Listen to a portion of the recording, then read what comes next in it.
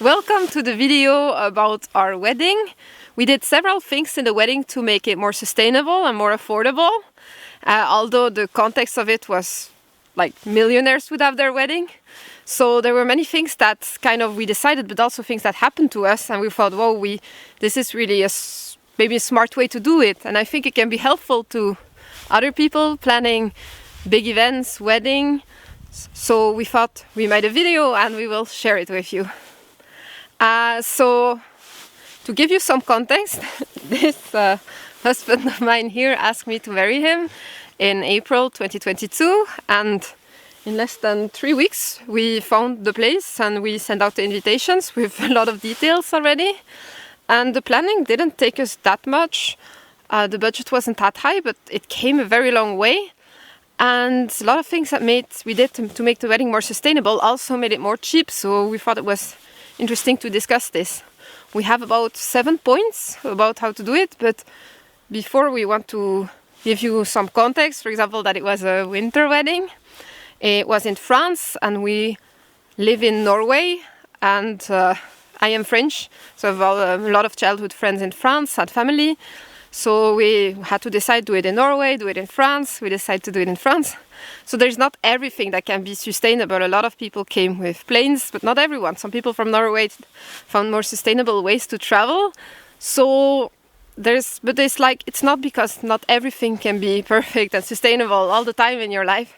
You shouldn't at least try to make it more sustainable, more cheap for yourself, for your guests. So yeah, it's not a carbon neutral wedding, but I think it's one of the most sustainable weddings if you don't count the transport. And often the transport is not even the biggest carbon emission unsustainable thing. Like the food is very important. It depends on everything, how far you go, how much you eat, what type of food, and what type of decorations, gifts and stuff. But we will go into them just quickly before we start. How you want your wedding to look like is very dependent on what the purpose is for your wedding. Is it something that your parents pushed on you, or is it something you decide yourself?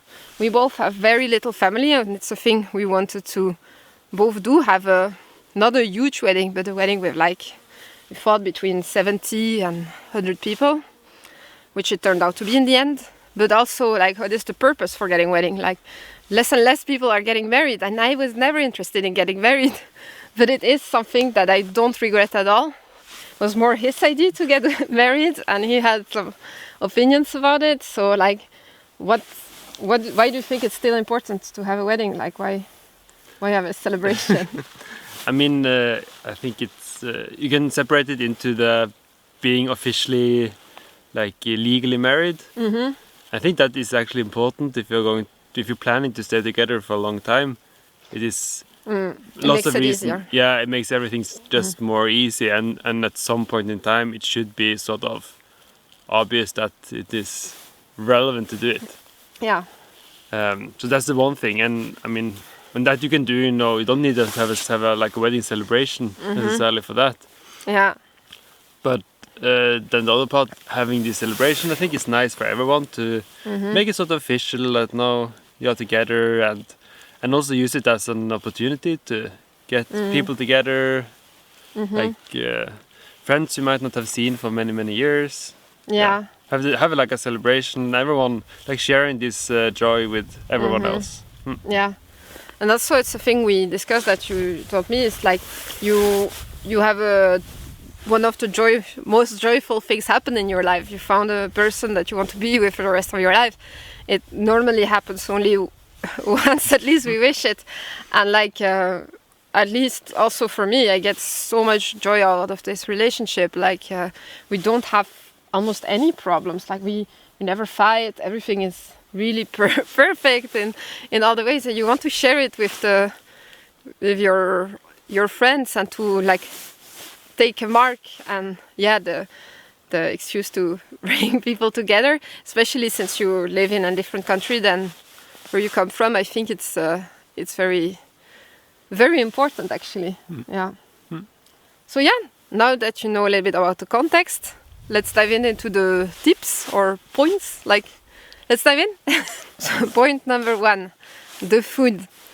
More and more it comes into the news that what we eat have a tremendous impact on the world around us. Like climate change, of course, is very related to the consumption of red meats and dairy, and suffering in the world, also like violence to humans in the process of meat production. So we are both vegan for a long time.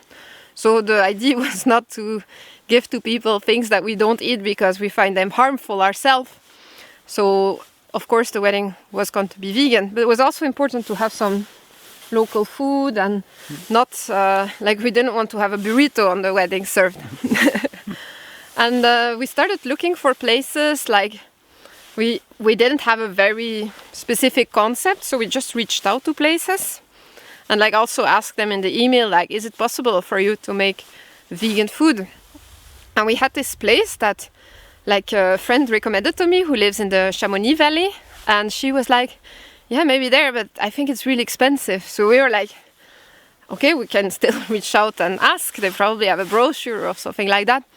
And we reached out to them, and it was the Refuge du Montenvers. It's a semi-famous place in France next to a glacier. You can only come up with a train and stuff like that. So it was a very nice context. And they said, yeah, no problem. We can make vegan food. We will veganize some mountain recipes. And and so it was the best option. So we asked them a quotation, and it was not more expensive than other places, especially if you look to transport. Like we had to pay the tickets, which were rather expensive for our guests, but also it went from the city center of Chamonix, and that meant that you didn't have to the guest didn't have to rent a car. That's touched on another point, but which is transport, which we will come back to. But the place was really great. They were easy about vegan food, and they were willing. Like it was really easy. Overall, like the food was good. We were a little bit like we couldn't taste the food in advance. They did everything last minute, and but it was great. Like the personnel was really nice.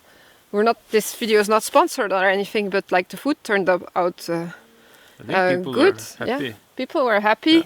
Also, the fact that the food is vegan solves a lot of things for allergies. Like we were on another wedding recently, and they just gave vegan food to everyone who had allergies, and it was great food as well. Like and for us, like when we sent out the invitation, and like people they replied on some form online. We asked them. What are the allergies? Lactose intolerant, vegetarian, vegan. For at least like 15 to 20% of our guests, like maybe even more. Yeah. Yeah, so a fair amount of the guests were not interested in meat anyways. So it solved a lot of problems. We didn't pay extra, maybe a little bit, I don't know. But I don't think we paid extra. It was not more expensive than the other type of alternatives, no. Yeah. So it was not crazy expensive. Like we can probably put a recap at some point in the description of the overview of the cost, so you can see. Of course, prices increased this year with inflation, but you can get an idea through that as well. So yeah, the food was great. It was really, really nice. So we don't regret the food being vegan. Also, it really shows that, like, I think a few years ago was difficult. Maybe you had to plan more to be vegan. Now you still have to plan more sometimes, but you really see in every aspect of our life, it's not that difficult. It's just makes things easier often. Like, you can always share your food with whoever because there's not so much allergens, and yeah, so overall, that went great. We didn't really advertise this to our guests that it would be vegan, just like people would probably expect it from us anyways. So wasn't a big point. We didn't like, this is our vegan wedding. It was just like, this is our wedding, and people got the food and they were happy. So that was great. And then point number 2. Is transport? No? Yeah. Point 2, transportation. When we were thinking about having the wedding in France, because it was thinking about where to have the wedding, then in France, and then where in France, and then it's much easier to have it close to a city which is accessible, because I mean we had guests. I think it was at least 14 countries. Yeah. I think that was when I counted it. And mostly Norway and France. Mostly Norway, but I mean like a third was from neither of the. Yeah. Living different places anyway. Like it was relevant. Like Chamonix was on sort of easy place to have it in that sense, because you have Genève in the airport, sort of close, and also some people went from Italy just through the tunnel. Yeah. Like taking a bus there, or so, and for the wedding venue, since the train, it is a train going up there, and to Montenvers. You can only go there by train. Yeah. So the train has to work. That was a point, actually. Yeah, that was a point, actually. So I mean, like, the risk of the wedding is if the train doesn't work, it sort of doesn't work. But they warned us when they gave us the quotation. They also called us. They like, you can have a apocalyptic scenario. Your wedding can be cancelled last minute if the train doesn't go, and because like weather conditions, the train anything like an electrical problem would have compromised the wedding. And they're like, sometimes we don't know. Like one time we had the wedding cancelled, and they knew it like 2 days before. But I think it's fair to have the warning. But like when we had the warning, we talked about it, and we were like, we take the risk. I think it was worth the risk. Yeah. And then it turned out being really, really nice weather. So yeah, we were lucky in that sense. But I think also for transport, it was easy for people to get there in many different ways. I think that's the main point. Yeah. Yeah. And also the fact that that people didn't need to rent any car. Like often in the Alps, you need to rent a car because the public transport is not good there. But here, people just could take the public transport from wherever in Europe, really, and go there. You arrive in Chamonix, and then you go up there. So there's really not a lot of limitations. Like also makes it cheaper, like for our guests, for example. It's much more sustainable because you, like, of course, cars pollute more than trains. It's well known. Also, it's more convivial because, like, at least when we went up with the train, the morning of our wedding, we went before everybody else with like 10 of our friends, and we were so happy, so ecstatic in the train all together, like singing. And like I've heard from the guests as well that it was really nice to just go at the train station and take the same train as everybody else who went to the wedding.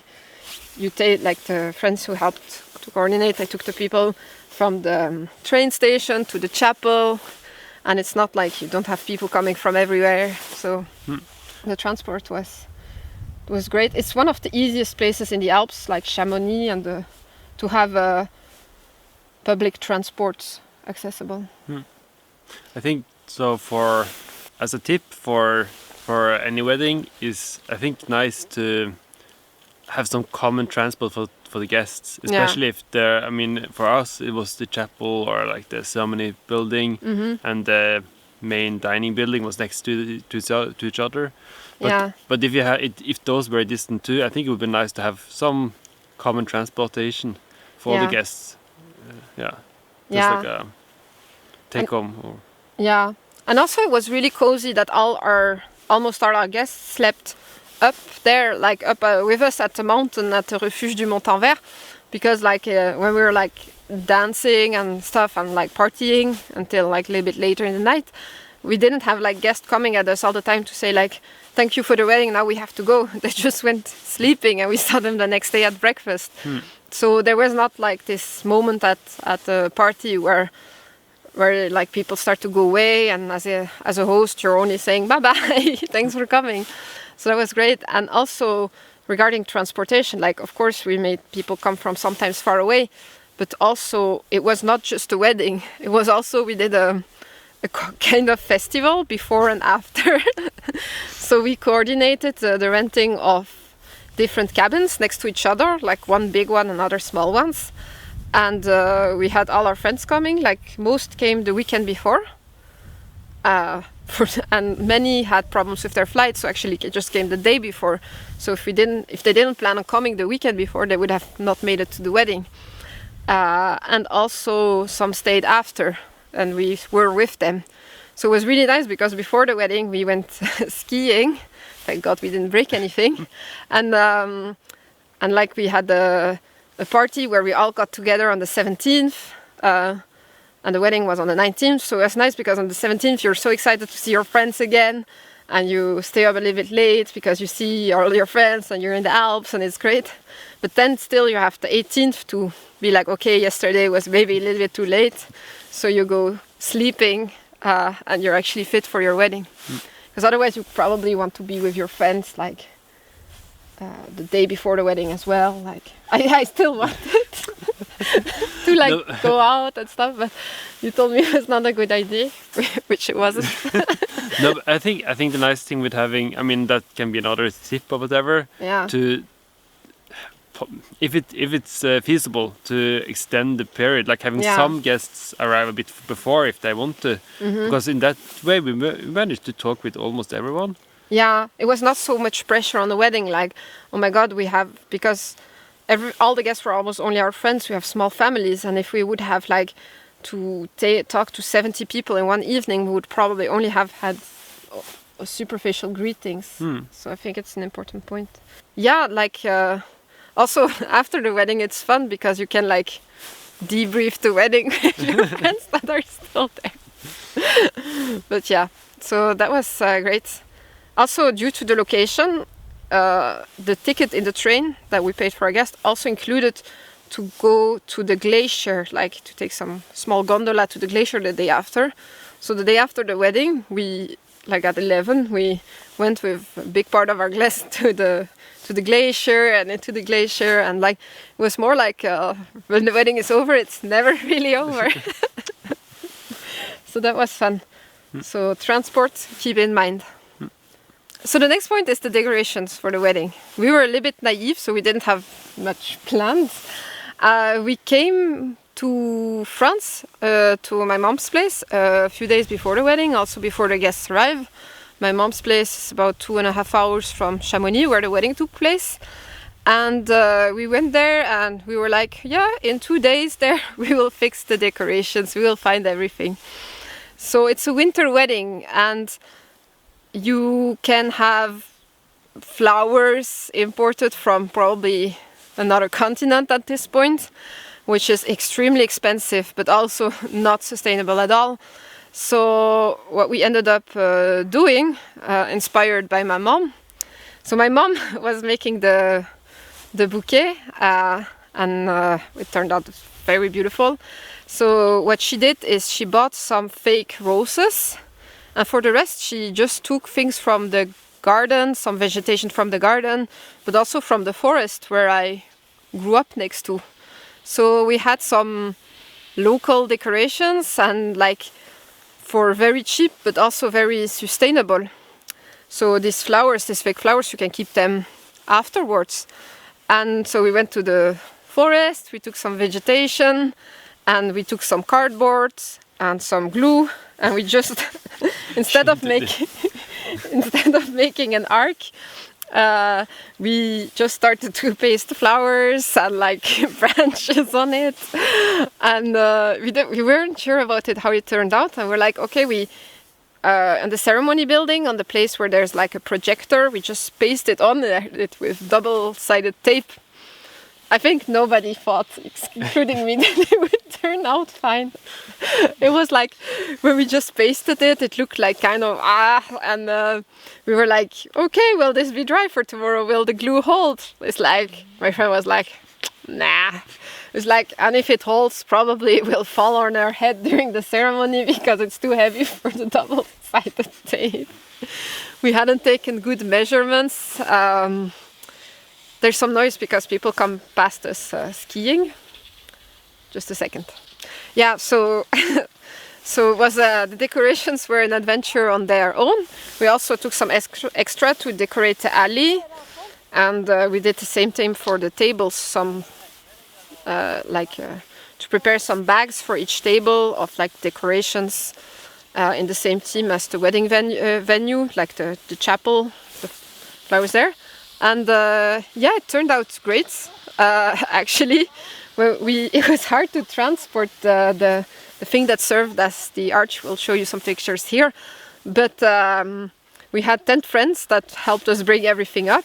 And I was so surprised the day after we made the thing that it actually held it on the cardboard. I was also surprised when we managed to hang it up, and it was roughly the right size of the projector, because we didn't measure it. And also, I was even more surprised that it held it during the entire ceremony. So yeah. It was fun to do it with friends before the wedding. It made it have much more value to go to your childhood forest where you grew up and have some branches from there. And like, it was also very budget, but it looked great. Like, it didn't look like we made it ourselves, weirdly. And my mom made a bouquet, which was also very special because more personal, more authentic.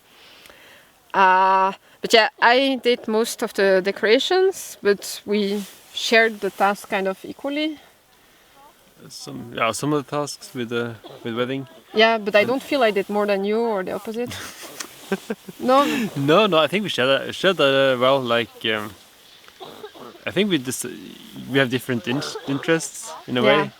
So due to these cabins that we rented and trying to have people accommodated before and during and after the wedding, I think that was the thing that took the most time in the beforehand organization. Yeah, I think I did a bit more of that. Yeah.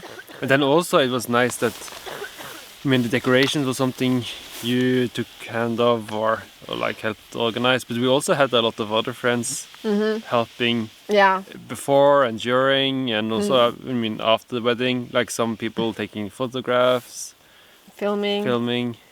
Also your brother doing the singing. Yeah. You will find the link to the people that helped us in the description, because some of them are professionals and like their work is very, very good. So yeah, I recommend doing it, looking at it. I recommend looking at it because you might find some inspiration there. And it was like a lot of people volunteered to help us. It was it was very nice to have that people would just like, oh, I can just do this for you. Oh, I can just do this for you. And also the day of the wedding, we had very little time because the first train for us to put the decoration went up at 10.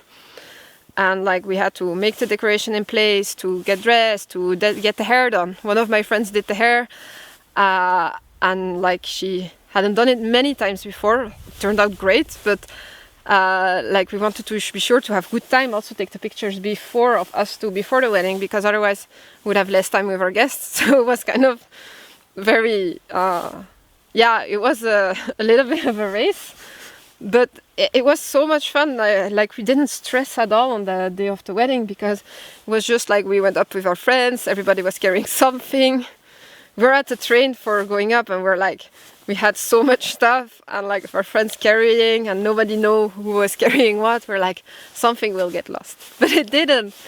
And like the ceremony chapel decoration went super fast. Like we were like just like, oh, let's put that there, and like our friends, they just did it, and it was done so fast.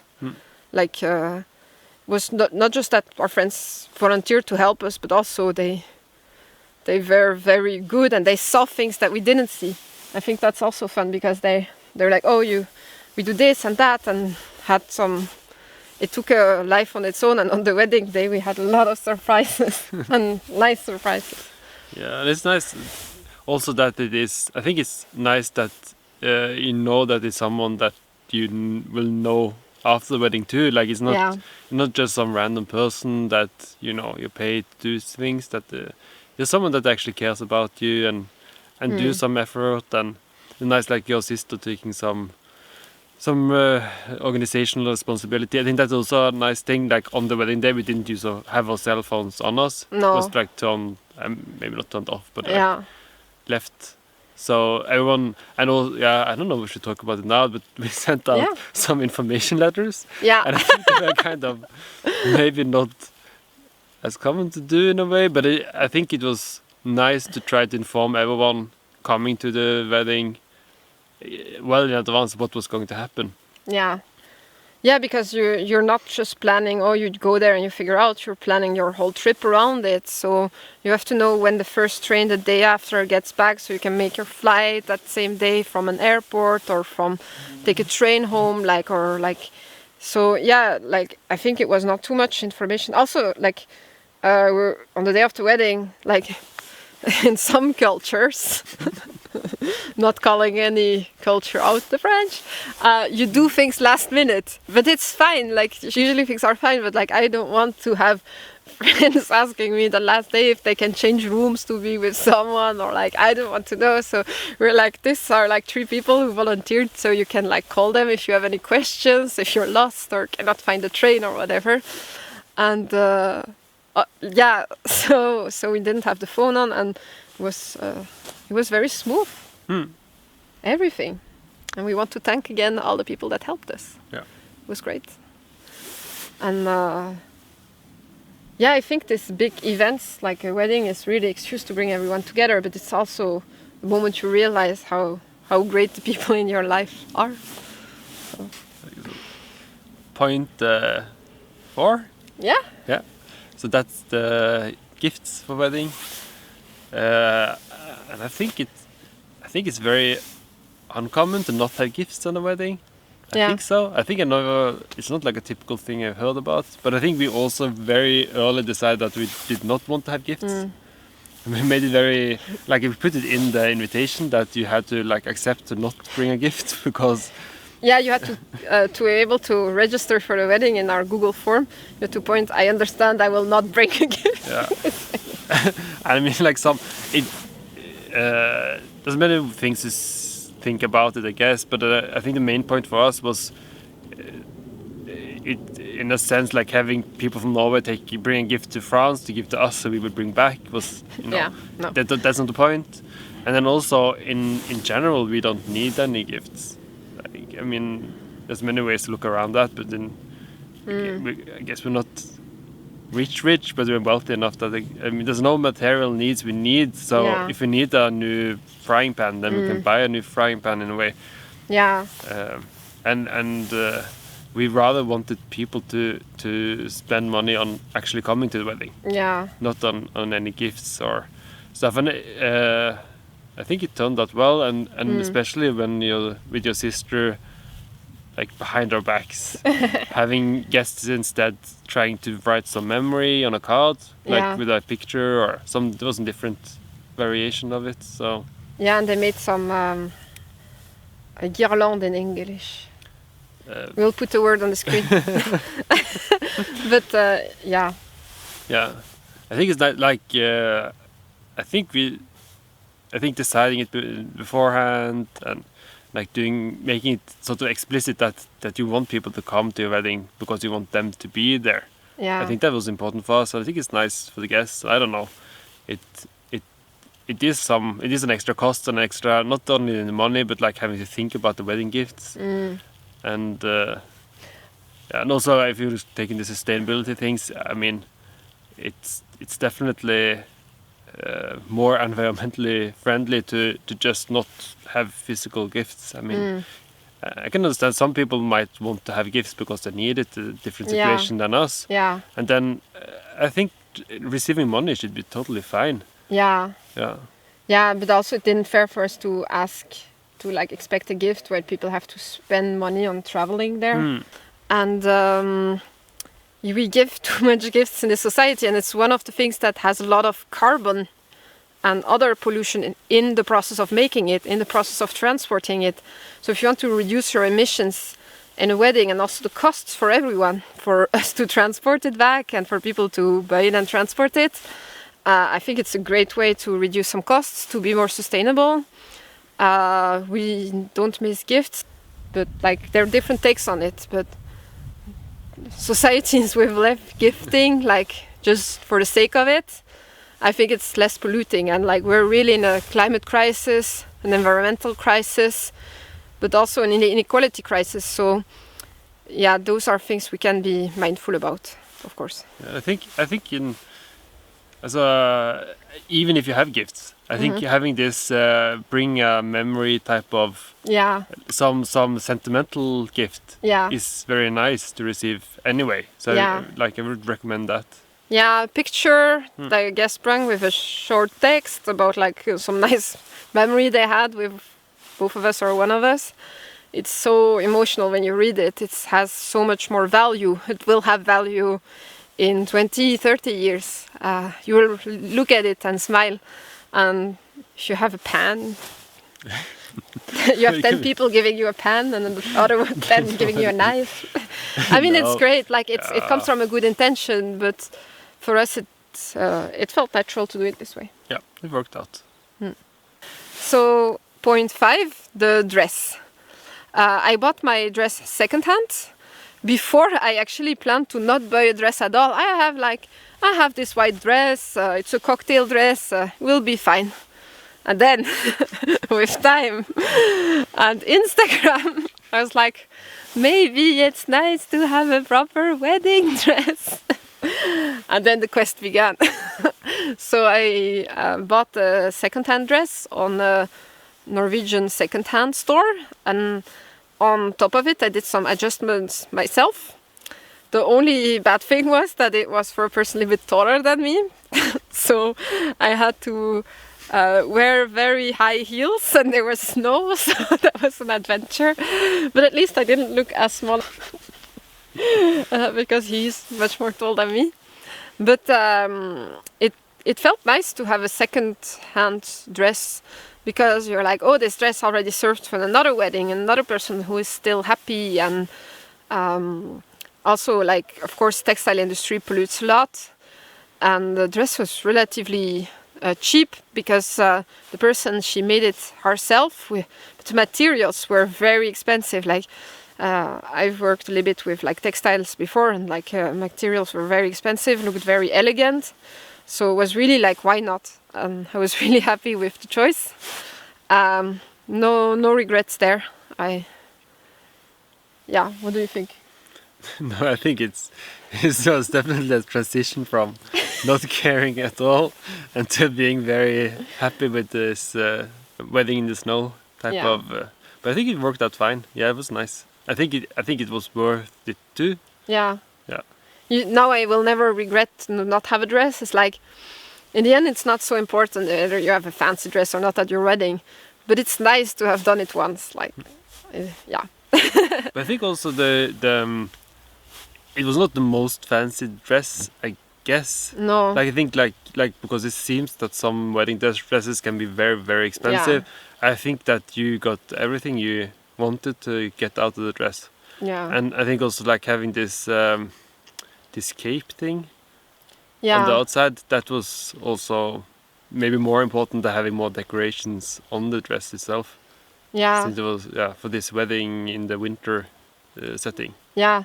And one last point that now you mentioned decorations, is like we decorated the venue where we had the chapel where we had the wedding, but we had very little decorations in the wedding venue.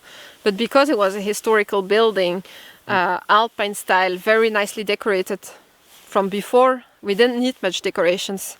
So often having a wedding in a little more fancy place helps you to not pay a lot for decorations. Yeah.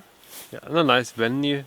It was very nice. I think as a backup plan, because of this maybe train not going type of situation. Yeah.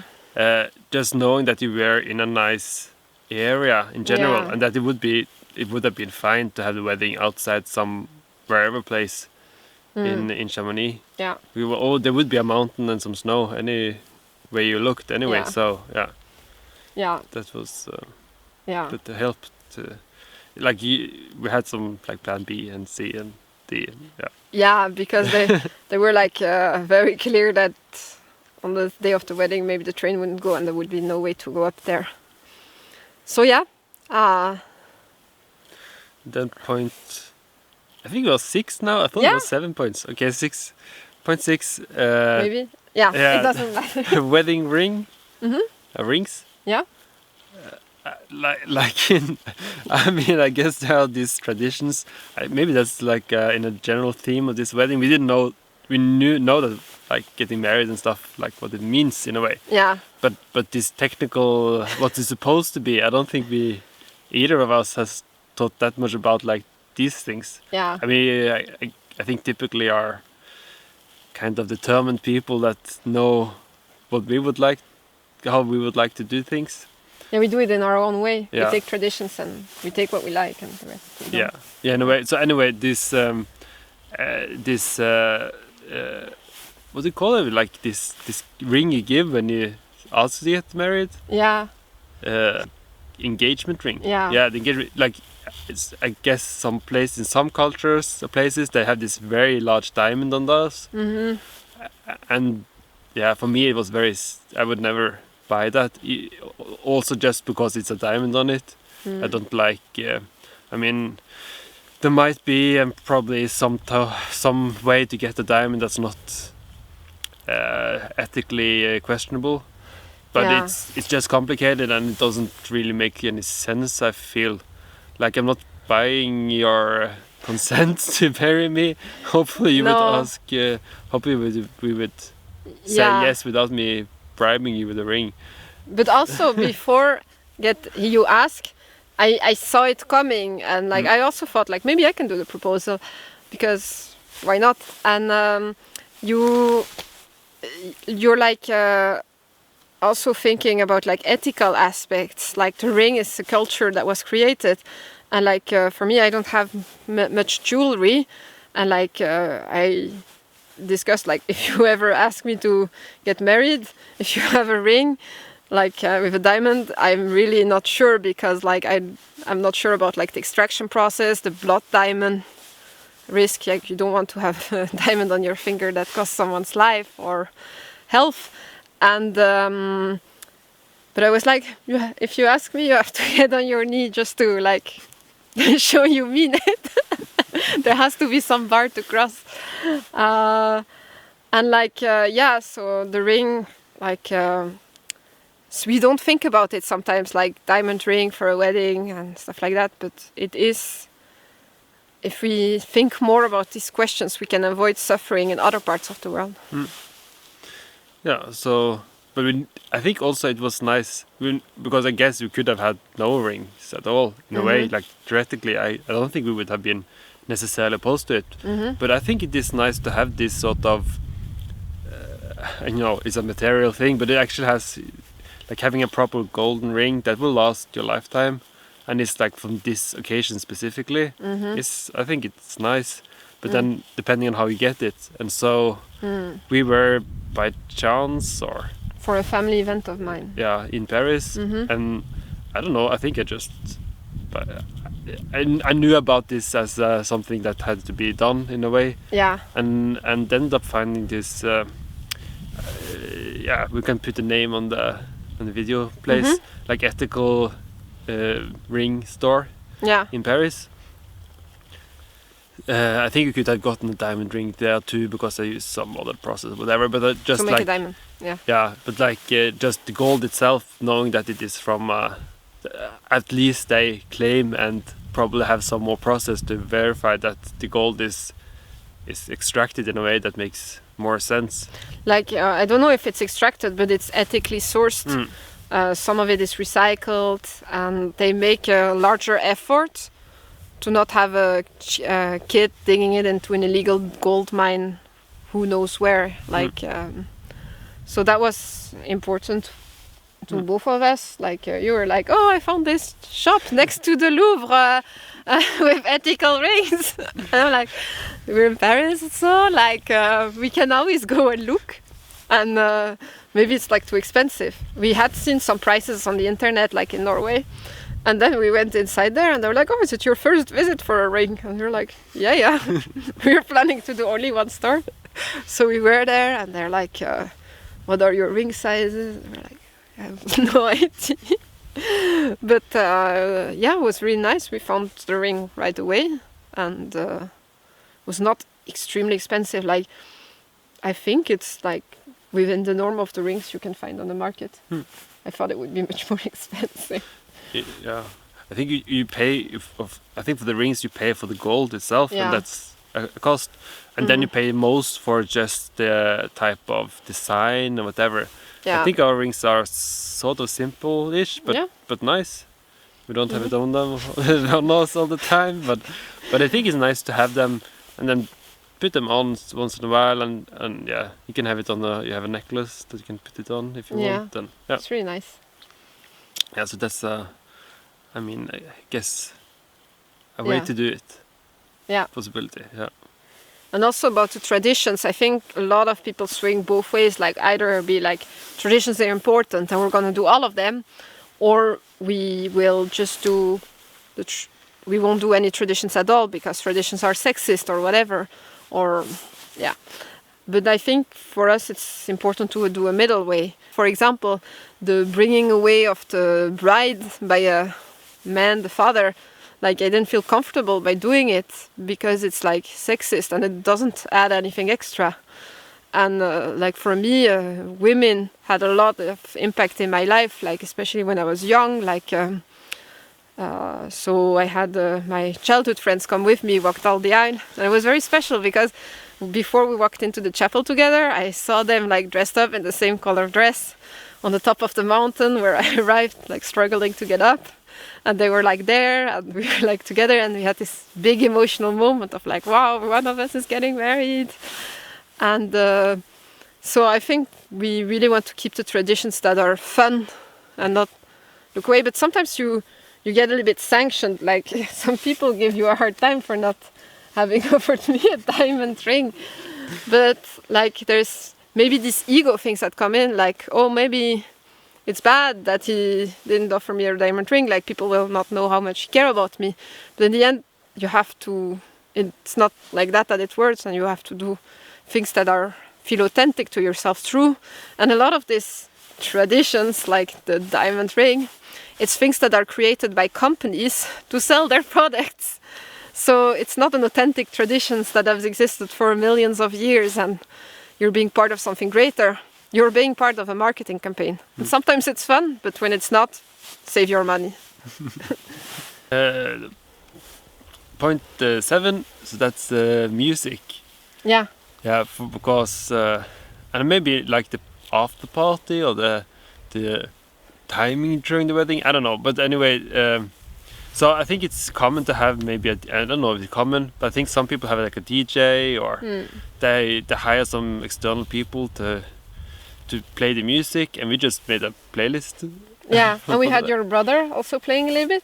Yeah, of course. If you have some family to play, that's also nice. I think like using people you know. And he was great. Yeah. But the porn version, no, maybe. I think the point was that you don't necessarily need to make things complicated for the wedding, and it was totally fine just using a playlist. We can link to it if someone is interested. And it also makes it more flexible to just, when you want to put on the playlist, you can just do it. I think it's also nice to actually have this, the way we did, like having some sort of ceremony, no matter if religious or whatever, but just having this official handing over the rings thing. And then just having some time in between the different segments for people to just hang around and talk with each other. They have the dinner, and then this more like after dinner party type of thing. Yeah. Also, we didn't have a. It's a good point. We also didn't have a wedding planner. We planned it ourselves. It didn't like. Of course, it took some time, but it was not excessive. Like it was. Most of the things were really simple, and the things that were important to us, we put some extra effort. But yeah, overall, the simpler you have it, the less things can go wrong. But also, it will make everything cheaper, more sustainable. There were limited spaces at the hotel where we had the wedding, so if we would have to have a DJ, knowing that there were not trains to go down all the time, we had to pay for one ourselves late in the evening for the guests that didn't stay. So we would have to have an extra room on the top, so one less guest that could sleep there. So it would not have made it any better. Also the music was great. In the beginning was the playlist, and then some people have some recommendations and some songs that they remember from times with you, and no, it was great. Yeah. And it's also a point with this first dance thing. I think it's representative of how we thought about the wedding. That to put the effort on the things that you think are important, and then the other things are not necessarily. They can be fun to do, but you don't need to take like a long course on how to dance. I think maybe you should do it, but it turned out. I think it turned out okay. Yeah. So after the dinner, my sister was like, "Okay, I'm gonna launch the first dance, so you can do the first dance." So what music have you chosen? And we're like, we haven't chosen any. We're like, we don't have any chosen music, and people are a bit "Are you serious?" So my sister chose a song. She was like, "Okay, whatever, I'm gonna put it for you," and we started dancing. Of course, we don't know how to dance, didn't record anything. So it was not very glorious, but it was not a thing that was important for us. It was fun to have done it, but it was we move with the sound of music, kind of awkwardly. And people were the food was better than the dance. But I think the point, it seems that some people plan the wedding a lot, and try to make everything very specific, but it's totally okay to just, not plan to not plan some parts of the wedding that detailed. The most important, from our perspective, I think, is just getting people together and having the important things in place, and then it should be fun just being there. Yeah, that people make it to Chamonix, that people make it to the train, that people don't get lost from the train to the wedding venue, and that people are fun, that they enjoy it. I think it's most important. Also the awkward moments, the things that go a little bit wrong or not perfect. Sometimes it's funny, or when something is not according to plan, or people are confused if you have a plan. Sometimes people will fill in the gaps for you. They're like, "Okay, you didn't think about this, then I will do it." Our friends, they're really proactive. They my sister coordinated a lot of it, and then other people were like, "Okay, then we just do this or that," or took initiatives. So we had many surprises during the wedding of people some of my friends that coordinated a dance on the music, but it's the music of our group, and it was just extra, it was so good. And there were many things that we didn't expect that was just so much fun. It didn't feel like a long pre-rehearsed event that was happening. It was we didn't want to confuse our guests, so a lot was planned for make it easier, but the rest went kind of and I think the most important is not to obsess over details, because you won't care the day after even. It's to make sure that everybody is comfortable and that everything is prepared to have a great event, to have a great time together, to make the conditions right for it. So it was great. Thank you for asking to marry me. You don't regret it. No, I will not regret it. Yeah, it was lovely.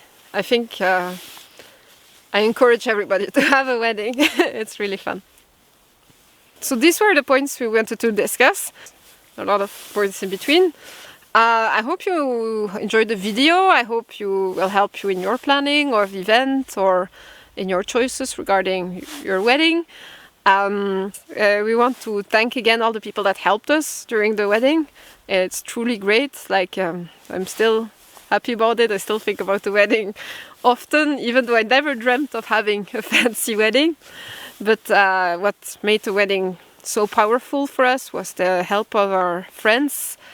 But not just the help, like people going full in it and with enthusiasm, and the enthusiasm of our guests as well. That was great. Like, was truly a great wedding. Like, everything went as good as it could. We could talk for hours about thanking our guests. We have many people to thank. We will put some links in the description, and we can only encourage people to have weddings, even though less and less people do it. Do it for the reasons that feel authentic to you. I hope this video was helpful or fun to watch. Feel free to like and subscribe. This helps the video gain more visibility. I hope you do so, and if you do, we see you in the next one. Bye bye! Bye-bye.